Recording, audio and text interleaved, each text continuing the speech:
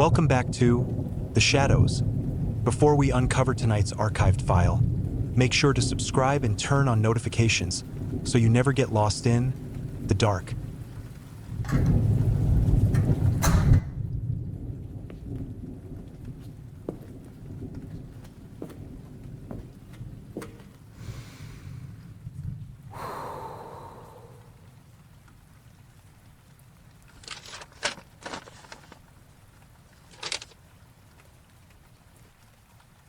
Why are you speaking to the radio, Eric, when I am sitting right here listening to you? The chilling whisper drifted from the pitch-black corner of the cramped two-man nylon tent, flat, unnaturally methodical, and horrifyingly precise in its mimicry of Mark's relaxed, familiar cadences. Out on the freezing, wind-scoured ridge of Nevada's isolated boundary line 49, the battery-powered shortwave receiver was still sputtering with dense white noise, continuously punctuated by the frantic, echoing screams of the real Mark calling out desperately from 2 miles deep inside the thick pine forest. Eric sat completely frozen over his open-field notebook, his trembling hand clutching a heavy brass cassette recorder while his eyes slowly adjusted to the claustrophobic gloom inside the shelter. The dark silhouette resting silently atop the green sleeping bag wore his oldest friend's flannel jacket, carried his friend's broad, heavy frame, and held its head at Mark's familiar, slightly tilted angle. Yet, beneath the pale moonlight filtering softly through the thin yellow rainfly, the entity's face remained entirely smooth, a blank, featureless canvas of stretched, hairless skin that was slowly, wetly shifting to form nostrils, eyes, and a mouth. 48 hours before the field recording caught that impossible, terrifying dual transmission, the survey expedition had begun under clear, crisp autumn skies. Eric Vance and Mark Hollis had been virtually inseparable since their undergraduate days at the State University, sharing over a decade of geological field research across the rugged, unmapped topography of the Great Basin. Their current high-stakes assignment, funded generously by a private land use consortium, required them to chart the precise elevation shifts along Boundary Line 49, a narrow, 60-mile corridor of dense federal wilderness that had remained mysteriously absent from official topological maps since 1962.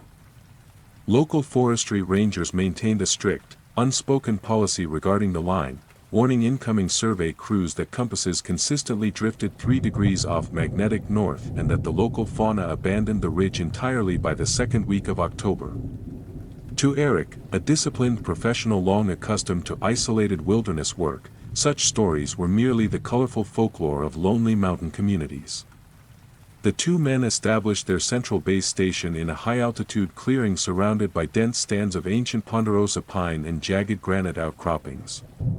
The assignment demanded meticulous audio documentation, leading Eric to maintain a continuous daily record using a portable Panasonic tape recorder, dictating rock compositions, barometric pressure shifts, and ambient temperatures every 3 hours. On the second morning, an eerie, unnatural stillness settled over the vast forest, completely smothering the usual rustle of dry mountain winds and native mountain birds. The heavy air smelled sharply of ozone and old dust, a dry, bitter metallic scent that clung persistently to the back of Eric's throat. When Mark ventured 300 yards down the steep northern slope to set up a laser surveying tripod, his heavy footsteps made absolutely no sound against the thick carpet of dry pine needles, a physical impossibility that Eric noted with mild amusement on his morning tape log, attributing the unnerving silence to a sudden spike in atmospheric humidity. By late afternoon, a thick, milky fog drifted steadily up from the lower canyons, swallowing the surrounding granite peaks in a heavy, freezing veil of cold moisture. Mark failed to return to the campsite at the agreed hour of 5 o'clock, prompting Eric to initiate periodic radio checks over their shortwave channels. The heavy receiver yielded only a steady, rhythmic pulsing sound, eerily reminiscent of a massive mechanical heart beating somewhere deep within the cold granite bedrock. As dusk fell, bringing a sharp, bitter plummet in temperature, a lone figure stumbled silently out of the gray mist and approached the small tent. It was Mark, completely drenched in cold sweat despite the freezing air, his flannel clothes torn violently by sharp brush. He offered no explanation for his long delay, stepping straight into the tent, collapsing onto his sleeping pad, and turning his pale face toward the nylon wall without speaking a single word. The suffocating silence inside the small nylon tent grew so unnaturally heavy during the early hours of the morning that the steady tick of Eric's mechanical wristwatch sounded like heavy iron striking cold stone. Mark remained completely motionless on his side, his breathing abnormally shallow, dry, and fast, utterly lacking the steady, rhythmic rise and fall of a deeply sleeping man. Whenever Eric addressed him directly in the dark, asking anxiously if he had suffered an injury during his long return through the blinding fog, Mark merely let out a low, dry hum that vibrated eerily through the thin floorboards of the tent. Driven by an overwhelming underlying current of anxiety he could not fully articulate, Eric pulled his heavy field notebook to his lap and resumed his dictated log, speaking in a muted, trembling whisper so as not to disturb his silent partner. He recorded the time as precisely 2:15 in the morning, noted the total, eerie absence of mountain wind, and described the strange, geometric patterns the thick frost was forming on the exterior guy lines. It was during this meticulous audio recording that the shortwave radio resting on the heavy equipment trunk suddenly clicked to life entirely on its own, completely bypassing the manual power dial. A harsh flood of static filled the small enclosure, followed immediately by the crackle of a distant, erratic broadcast. Through the aggressive speaker noise came the desperate sound of running footsteps, heavy boots snapping dry pine branches in a frantic, terrifying sprint across rough terrain. Then, Mark's distinct voice erupted violently from the tiny speaker, raspy, utterly terrified, and hopelessly breathless. The transmission was heavily broken by radio interference, but the frantic words were undeniable.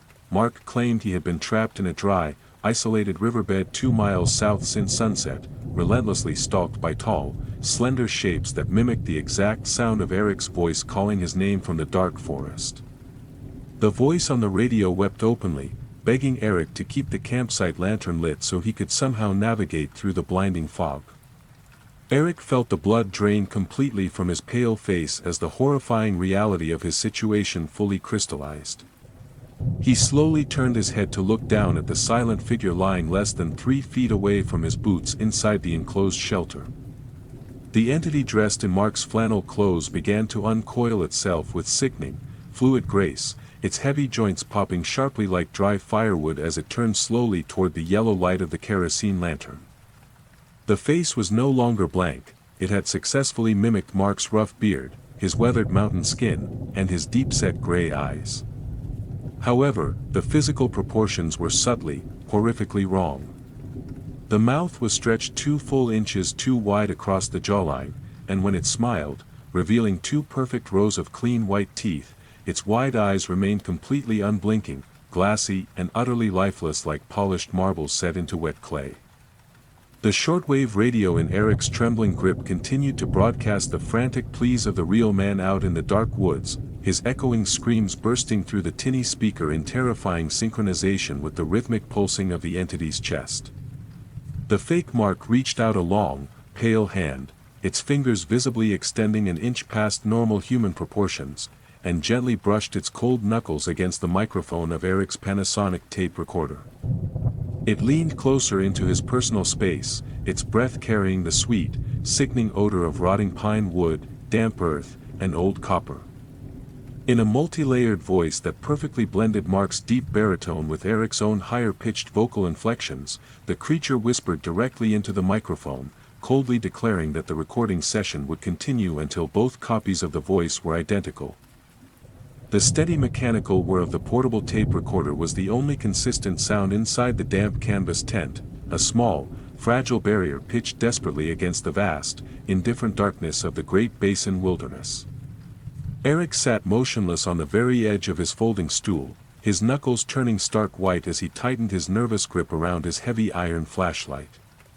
Across the narrow center aisle, the horrifying entity wearing Mark's face remained leaning forward, its grotesque, unnatural smile stretched so impossibly taut that the pale skin around its cheekbones showed thin, translucent white.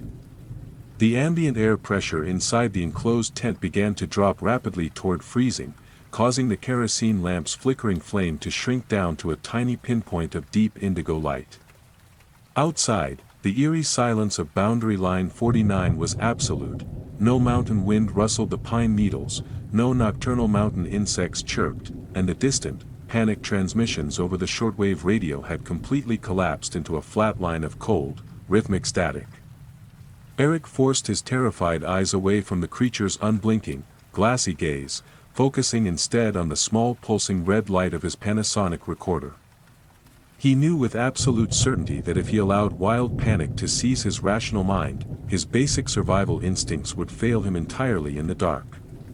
The creature did not immediately move to strike him. Instead, it began to speak once more, using Mark's stolen vocal cords to produce a chilling sound that felt densely layered and utterly unnatural, as though two distinct human voices were attempting to pronounce the exact same words at slightly different intervals. It recited the precise geological coordinates Eric had logged early that morning, repeating every technical term, every barometric pressure reading, and every casual observation with terrifying, photographic accuracy.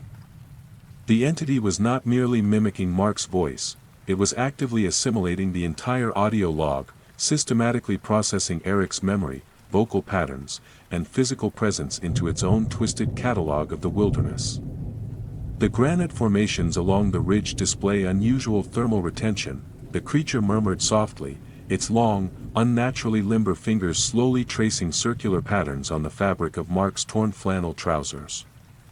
Subject Mark Hollis separated from primary base station at 1400 hours. Signal completely lost in fog. The creature paused abruptly, its pupils expanding exponentially until the gray irises were swallowed entirely by pitch blackness. Subject Mark Hollis is currently being processed.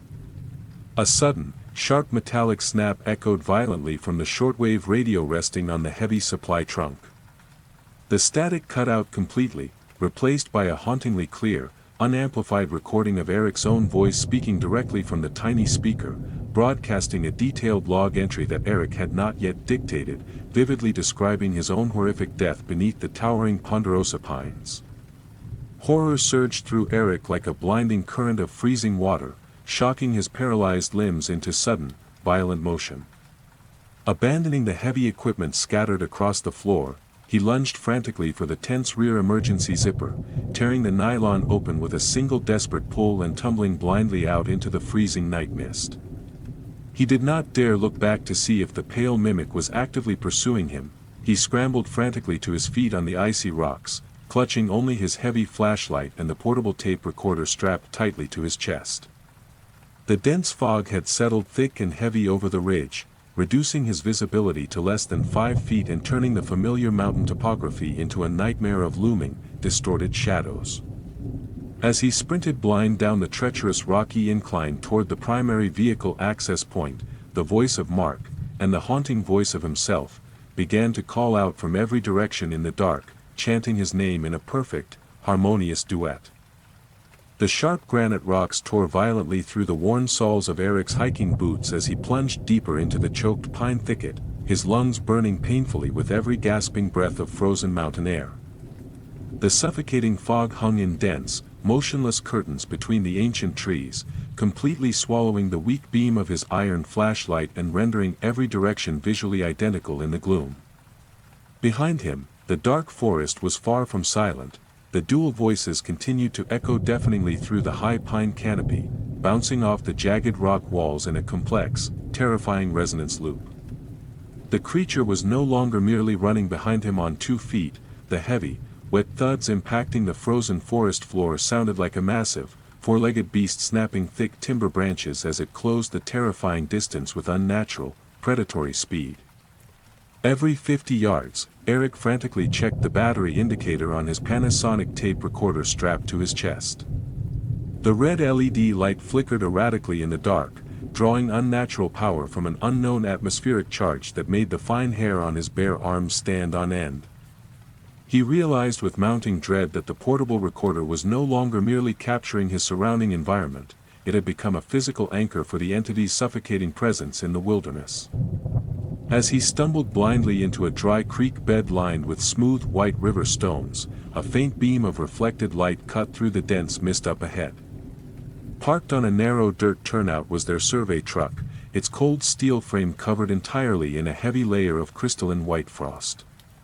Relief surged briefly through his veins, but as he approached the driver's side door, his flashlight beam illuminated something horribly suspended inside the cab. Slumped heavily across the cold leather steering wheel was a human body wearing a heavy orange parka, the exact same parka Mark had worn when they first set up their base camp 3 days ago. Eric froze dead at the edge of the dirt road, his heart hammering violently against his ribcage as he slowly raised his shaking flashlight to illuminate the driver's cabin. The heavy glass window was thickly frosted from the inside, but through the milky haze, he could clearly see the back of the man's unmoving head. The shortwave radio mounted securely on the truck's dashboard was glowing deep red, its tiny speaker emitting a low, continuous loop of quiet, agonizing weeping.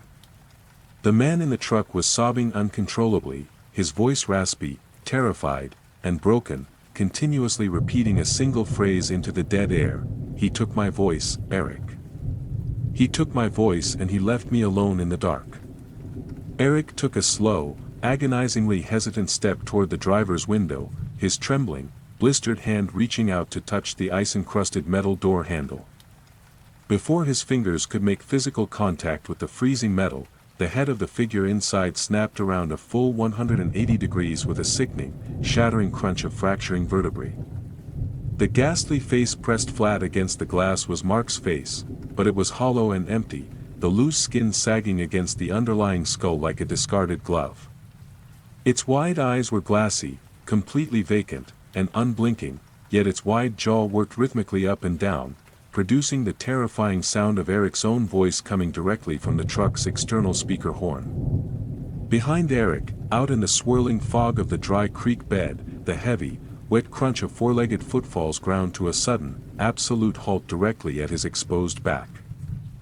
The steep, grueling climb up the jagged granite slope toward the abandoned timber fire tower tore relentlessly through Eric's remaining physical strength. The burning road flare he had left in the truck cab had successfully ignited the interior upholstery, casting a long, dancing red glow through the vast sea of white mountain fog below. From the dark depths of the burning valley, the ancient entity let out a series of frantic, overlapping calls, using Mark's stolen voice to scream piteously for medical aid, followed immediately by Eric's own voice screaming in absolute, primal agony. The sounds were no longer separated by time or physical space, they folded over one another in a terrifying acoustic feedback loop that vibrated directly inside the cold bones of Eric's skull, making his teeth ache painfully and his blurred vision double in the gloom. He finally reached the rocky base of the ancient timber tower, his blistered hand catching the frost-covered wooden handrail of the narrow exterior staircase. The historic fire lookout had been decommissioned by the U.S. Forest Service in the late 1970s, a solitary, weather-beaten wooden structure perched 70 feet high above the tree line on 4 massive Douglas fir stilts. As Eric scrambled frantically up the creaking wooden steps, his heavy hiking boots echoing loudly through the silent canyon, he noticed that the Panasonic tape recorder strapped to his chest was still continuously spinning. The red recording LED light was no longer flickering erratically, it burned with a solid, blinding crimson glare, drawing tremendous electrical power from the intense static charge that enveloped the high-altitude mountain peak. Reaching the high observation cabin at the very top, Eric threw his entire body weight against the warped wooden door, bursting into the small, glass-walled room. The claustrophobic interior was freezing, filled with rusty iron cots, abandoned charting tables, and an ancient, brass-bound azimuth finder mounted securely in the center of the floor. Through the dry timber floorboards, he could clearly hear the horrifying sound of the entity rapidly ascending the mountain. It was moving with terrifying speed, its heavy four-legged gait snapping thick pine trunks as easily as brittle matchsticks as it surged up the steep rock face directly toward the tower. Eric bolted the cabin door, backed nervously against the central chart table, and held his breath, watching the dense sea of gray fog that rolled endlessly across the glass windows. A sudden, sharp knock vibrated violently through the floorboards, not from the exterior wooden door at the top of the stairs, but from directly beneath the cabin floorboards. From the narrow, pitch-black crawlspace directly under his boots, a voice spoke up through the tiny gaps in the timber. It was Mark's original human voice, completely unprocessed, warm, and entirely natural, whispering with desperate, agonizing clarity, "Eric, whatever you do, don't look at the windows. I'm down under the floorboards. I found the real archive, but if you look at the glass, it finishes the loop." Before Eric could look down at the dark gaps between the wooden planks, a long, pale hand with 5 elongated joints reached up through the floorboards, its sharp, dark fingernails tapping lightly against the cold metal casing of his tape recorder. The steep, grueling climb up the jagged granite slope toward the abandoned timber fire tower tore relentlessly through Eric's remaining physical strength. The burning road flare he had left in the truck cab had successfully ignited the interior upholstery, casting a long, dancing red glow through the vast sea of white mountain fog below.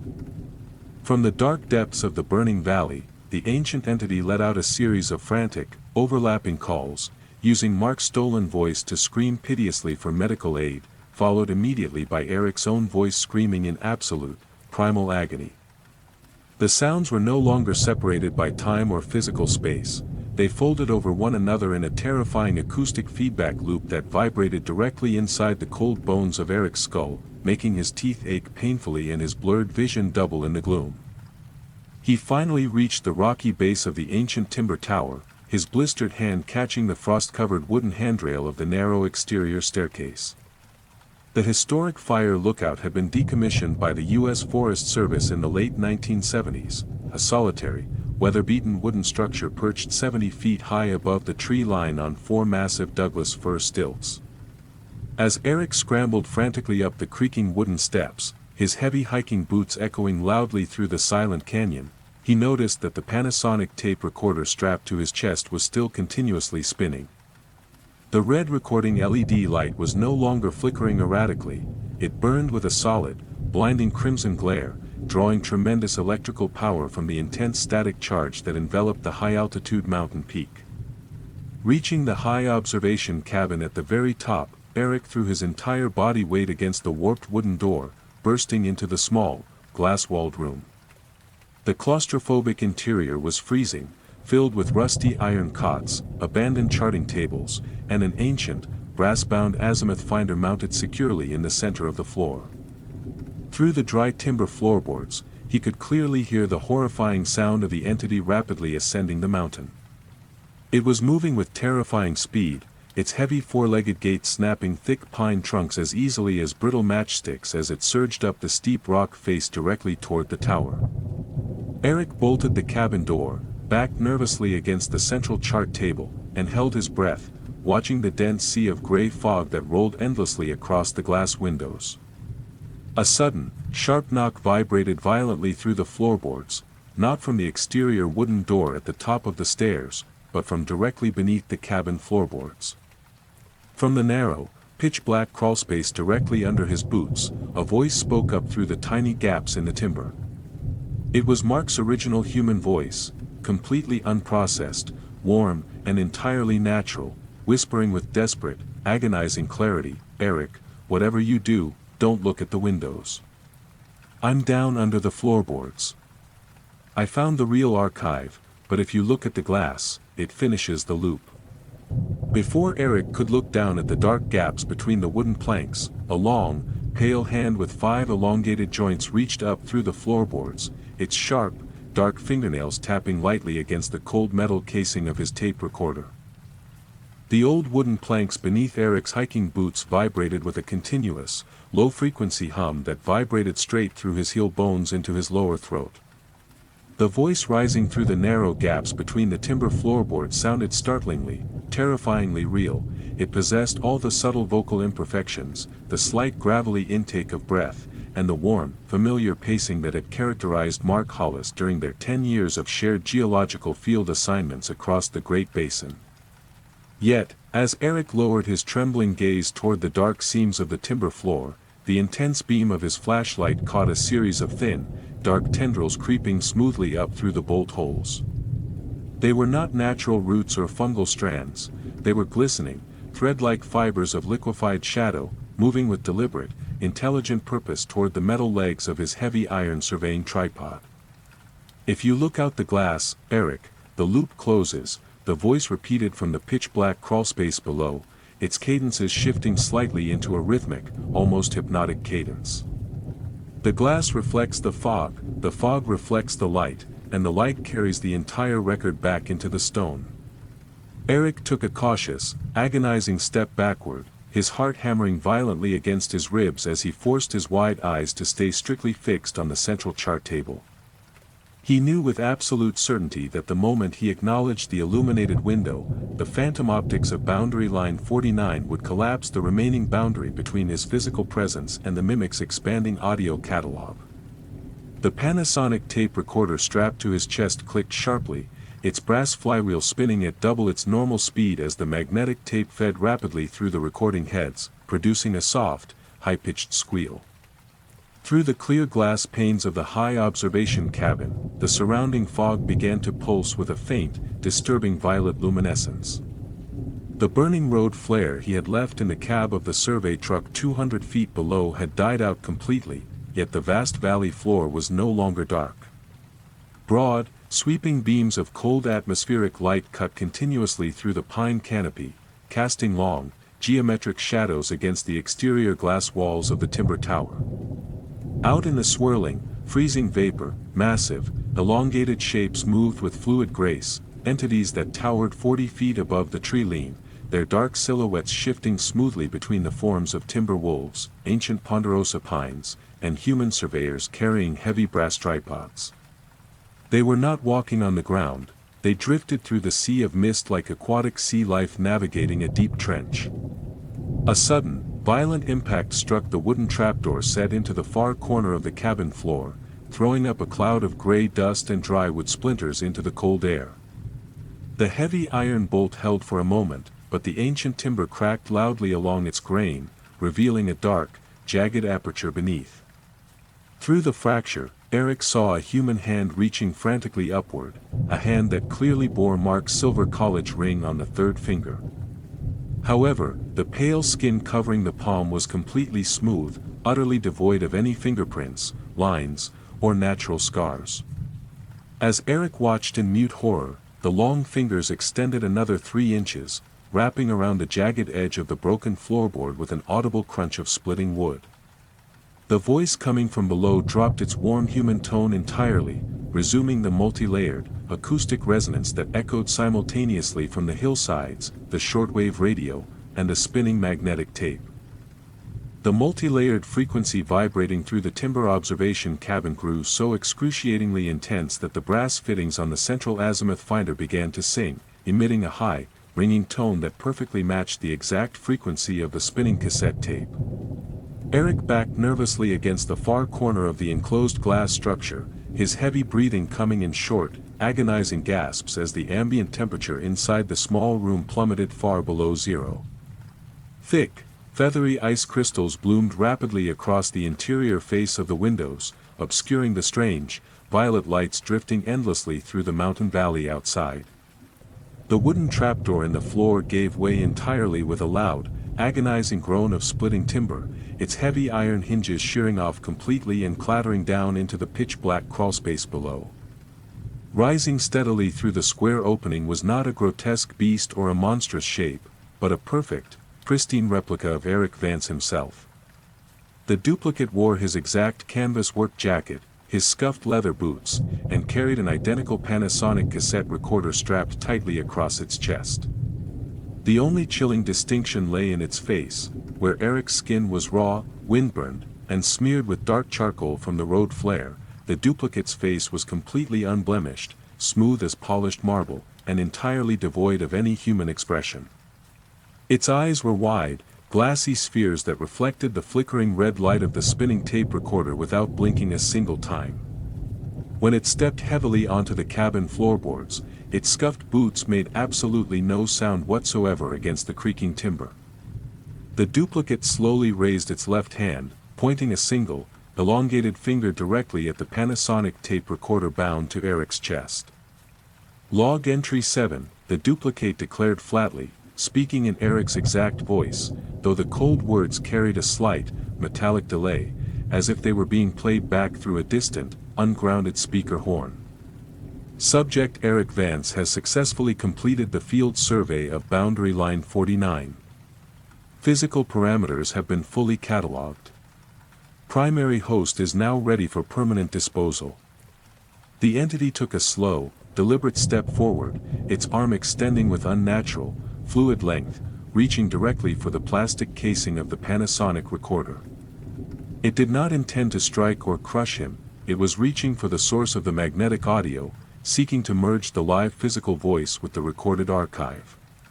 Driven by a sudden, primal surge of desperate adrenaline, Eric raised his heavy iron flashlight and smashed the thick glass lens directly against the duplicate's outstretched face. The violent impact produced no crimson blood or fractured bone. Instead, the smooth skin of the duplicate's cheek tore open like brittle parchment, revealing a dense, dark mass of swirling magnetic tape underneath, thousands of feet of thin, brown ribbon churning in continuous, complex loops inside the hollow skull. The creature let out a sharp, mechanical screech that instantly shattered 3 of the cabin's exterior window panes, sending long shards of frost-covered glass cascading into the room. As the icy mountain wind rushed violently through the broken window, Eric hurled his entire body weight against the creature's chest, sending both of them tumbling backward toward the open trapdoor. The harrowing fall through the cramped crawlspace beneath the timber observation cabin felt like plunging blindly through a vertical shaft filled entirely with frozen, churning needles. Eric and his pristine, terrifying duplicate tumbled violently into the narrow dark gap, their colliding bodies slamming heavily against the massive Douglas fir beams that anchored the timber tower to the granite bedrock. The freezing air beneath the floorboards was thick with the suffocating stench of wet limestone, crushed pine resin, and old ozone, a smell so dense and metallic that it burned the sensitive lining of Eric's nostrils with every frantic, gasping breath. As they crashed brutally onto the damp subterranean soil below, the duplicate's limbs moved with a sickening, unnatural flexibility, its elongated arms wrapping tightly around Eric's trembling shoulders like cold iron cables, relentlessly attempting to pin him against the exposed, ancient roots of the mountain trees. The Panasonic tape recorder bound securely to Eric's chest continued its violent, erratic recording cycle, its red LED indicator burning with a hot, blinding crimson radiance that illuminated the rotting timber foundations of the tower. The duplicate's torn cheek, ripped open earlier by the heavy iron flashlight lens, did not bleed a single drop of blood. Instead, thousands of feet of dark magnetic audio ribbons spilled continuously out of the deep fissure like a nest of squirming black snakes. The loose magnetic tape slithered aggressively across Eric's bare throat and wrists, cold, slick, and heavy, vibrating continuously with a high-pitched, metallic hum. Through the vibrating ribbons, the distinct voice of Mark Hollis echoed with crystalline, terrifying clarity, not the frantic, panicked screams heard from the shortwave radio, but a quiet, rhythmic recording of Mark reciting their technical geological field coordinates, repeating the complex numbers in a flat, hypnotic monotone that threatened to sap the remaining physical strength directly from Eric's strained muscles. Field coordinate 498, the pale duplicate whispered softly, its smooth, entirely unmarred face hovering mere inches from Eric's wide, bloodshot eyes. The cold voice was a terrifying amalgamation, seamlessly blending Eric's own vocal timbre with the low, resonant gravel of Mark's familiar speech. Recording session approaching finalization. The physical anchor of the survey team is rapidly dissolving. All human records along boundary line 49 will soon be updated to reflect total emptiness. The entity tightened its crushing grip, its long fingers extending far past their natural human joints to press hard against the metal casing of the cassette recorder, desperately seeking to jam the spinning brass flywheel and force the magnetic tape heads to write the live audio stream directly into the mountain's cold bedrock. Gathering every last ounce of adrenaline left in his exhausted frame, Eric slammed his right boot heel upward with violent force, striking the low-hanging copper grounding rod that ran directly from the tower's lightning conductor down into the damp earth. The heavy metal rod snapped instantly at its rusted joint, releasing a bright, blinding cascade of static sparks that immediately ignited the dry pine dust surrounding them in the crawlspace. The sudden, intense electrical discharge jolted powerfully through the magnetic tape wrapping tightly around his arms, causing the loose black ribbons to violently shrink, writhe, and snap like burning hair. The creature shrieked in absolute agony, a deafening, multi-layered acoustic wave that shattered the remaining timber supports directly above them, as Eric kicked himself free from the entity's weakening grasp, scrambling frantically on all fours toward the narrow drainage trench that sloped steeply down the western face of the peak. The narrow drainage trench offered no physical comfort, only a treacherous descent down a dangerously sharp incline of loose shale and jagged granite outcroppings. Eric tumbled wildly down the dark slope in the pitch darkness, his heavy field clothes tearing violently against the sharp rocks, his worn hiking boots losing all traction against the frost-covered slate. Far above him, the historic timber fire lookout tower let out a long, agonizingly groaning screech as its compromised structural beams gave way entirely under the immense atmospheric pressure, collapsing violently inward in a massive shower of splintered Douglas fir and shattering glass panes. The ancient mountain had finally reclaimed its sentinel, utterly crushing the old observation cabin into a pile of twisted wreckage that slid rapidly down the granite face toward the fog-drenched valley far below. Reaching the jagged bottom of the ravine, Eric pulled himself up against the cold, wet trunk of a towering ponderosa pine, his aching body throbbing from a dozen deep bruises and sharp lacerations. The thick fog here was unnaturally different. It had completely lost its milky gray hue, transforming instead into a dense, shimmering veil of pale violet mist that hovered precisely 2 feet above the damp forest floor.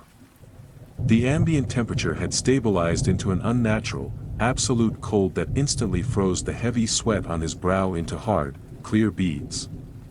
In the middle of the clearing stood a long line of ancient survey markers, weathered wooden posts driven deep into the soil by federal crews in the early 19th century to demarcate the original boundary of Line 49. Every single post was capped with a thick, sparkling layer of coarse white rock salt, placed there decades ago by forgotten forestry rangers to mark the outer edge of the unmapped corridor. The Panasonic tape recorder bound to his chest gave a low, dying whine as its internal batteries finally began to fail. The red LED light flickered weakly in the gloom, casting dim, distorted shadows against the salt-capped wooden markers. From the dark tree-line directly behind him, a slow, terrifyingly methodical footfall approached, the heavy, wet, four-legged gait of the entity, returning to permanently finish the harvest. It did not sprint, it moved with the absolute, chilling confidence of a predator that had already cornered its helpless prey. As the pale violet fog parted, the creature stepped silently into the clearing, its massive form towering 12 feet above the frozen ground, a grotesque, fluid fusion of crushed timber, shifting shadows, and torn fragments of human clothing, centered around a smooth, featureless head that continually reshaped its jawline to match the exact contours of Eric's face. Eric did not run. He unclipped the heavy Panasonic tape recorder from his chest harness, his bloody, blistered fingers working the plastic latches with cold, desperate precision. He opened the cassette compartment, fully revealing the spools of thin brown tape that contained every recorded second of his waking nightmare, the static, the duplicate voices, Mark's dying pleas, and his own frantic dictations. The entity stopped abruptly at the edge of the white salt line, its elongated limbs twitching as it opened its wide, stretched mouth to emit a perfect, pristine audio recording of Eric's mother calling his name from his childhood home. Eric looked down at the spinning reels, placed his trembling thumb against the delicate magnetic ribbon, and manually pulled 30 feet of recorded tape out of the casing, letting the thin brown film fall onto the sharp salt crystals beneath his boots. The sharp, coarse crystals of white rock salt dissolved slowly beneath the warm blood dripping steadily from Eric's lacerated palms, forming a gray, bubbling brine that hissed loudly against the damp, freezing mountain soil. As the spools of magnetic audio tape unraveled hopelessly into the dirt, the frantic, mechanical roar of the skinwalker ground to a sudden, deafening halt right at the outer edge of the clearing. The 12-foot towering mass of shifting timber, jagged rock, and shadow froze dead mid-stride, its featureless face convulsing violently as the physical media binding its ancient presence to the mountain began to disintegrate. Without the continuous magnetic loop feeding its voice into the stagnant air, the entity's massive form lost its physical structural coherence, rapidly dissolving into thin, cold streams of dark mist that drifted aimlessly into the freezing pine canopy above. Eric did not pause for a single second to watch the horrific entity dissipate into the dark. Clutching the empty, ruined shell of his Panasonic recorder, he stumbled blindly across the salt-capped boundary line, leaving the unmapped, cursed wilderness of Boundary Line 49 behind him forever. He hiked desperately through the pitch darkness for 4 long hours, guided only by the distant, pale beams of the highway street lamps flickering weakly along Nevada State Route 375. At 6 in the cold morning, a long-distance transport truck pulled over onto the gravel shoulder, its exhausted driver finding a severely frostbitten man covered in gray shale dust and dried blood, sitting completely motionless beside a line of white wooden fence posts, his pale lips moving soundlessly as he tightly cradled an empty plastic cassette case against his ribs. Search and rescue teams dispatched immediately by the county sheriff's office scoured the high-altitude mountain ridge for 12 exhausting days, continuously utilizing tracking dogs, high-resolution thermal drones, and federal forestry helicopters. They found absolutely no trace of Mark Hollis, nor did they ever recover the survey truck or the scattered wreckage of the ancient timber observation tower. The official government investigation ultimately concluded that the survey crew had encountered a localized, catastrophic flash rockslide triggered by severe atmospheric cold, officially listing Mark as missing and presumed dead in the wilderness. When state investigators interviewed Eric in the regional hospital room, he offered no resistance to their questions, quietly confirming every precise detail of the official weather report without ever mentioning the haunting voices, the salt markers, or the unspooled magnetic tape. 3 weeks after his official discharge, Eric sat in a dimly lit apartment in Reno, staring blankly at his newly assigned office desk at the university's Geological Research Department. His worn hands bore permanent, thick white keloid scars across the palms where the freezing magnetic tape had deeply cut through his skin, but his exhausted mind was calm, firmly anchored by the dull routine of academic filing. His earthly life had finally resumed its quiet, predictable cadence, completely devoid of the unspeakable horror that had consumed his expedition on the lonely ridge. That quiet evening, as he prepared to lock his office door and return home, the municipal mail carrier dropped a heavy manila envelope through the brass door slot, a mysterious package bearing no return address, stamped only with the official seal of the State Archival Repository. Inside the heavy manila envelope lay a single, dark magnetic cassette tape, its translucent plastic casing entirely unmarked by scratches or age labels. Glued neatly to the front was a typed archive index card bearing a horrifyingly familiar coordinate designation, Boundary Line 49, Field Audio Log 12. Eric felt a cold, paralyzing draft sweep violently through the warm office air, instantly freezing the breath in his chest as he recognized the precise, mechanical font of his own old university typewriter. His trembling hands shook uncontrollably as he placed the dark tape into the vintage desktop cassette deck sitting directly beside his desk lamp. He knew with absolute certainty that he should immediately destroy the spools, burn the plastic casing to ash, or throw it into the river, but the irresistible, mathematical pull of the recorded voice proved far stronger than his human survival instincts. He slowly pressed the play button.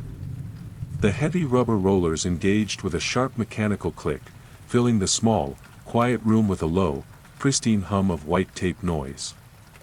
For 30 long seconds, there was only the rhythmic, peaceful sound of distant mountain wind rustling softly through pine needles, the pristine ambient audio recording he had captured during their very first morning at the high-altitude campsite.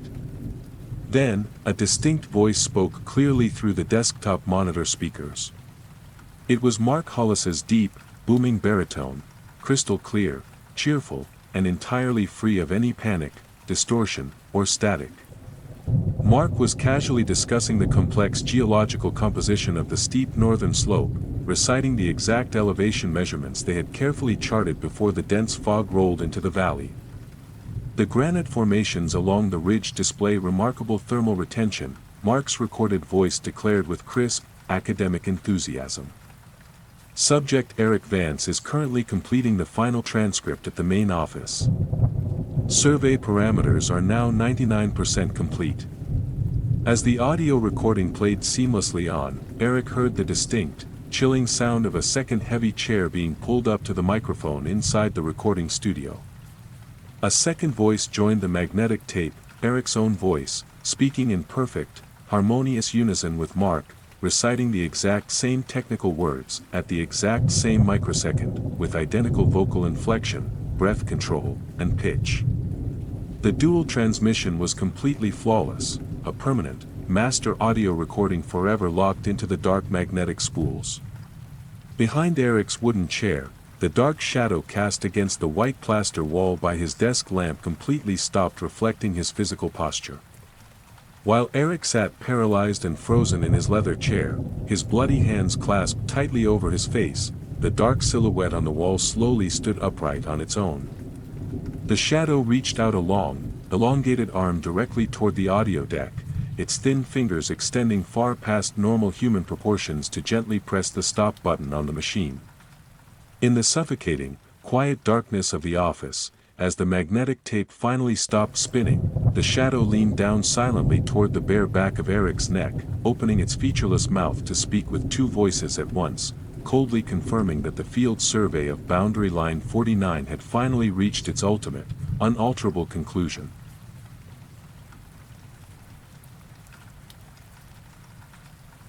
If this file kept you awake tonight, leave a comment below with your thoughts, or share your own encounter. Until next time, pleasant nightmares.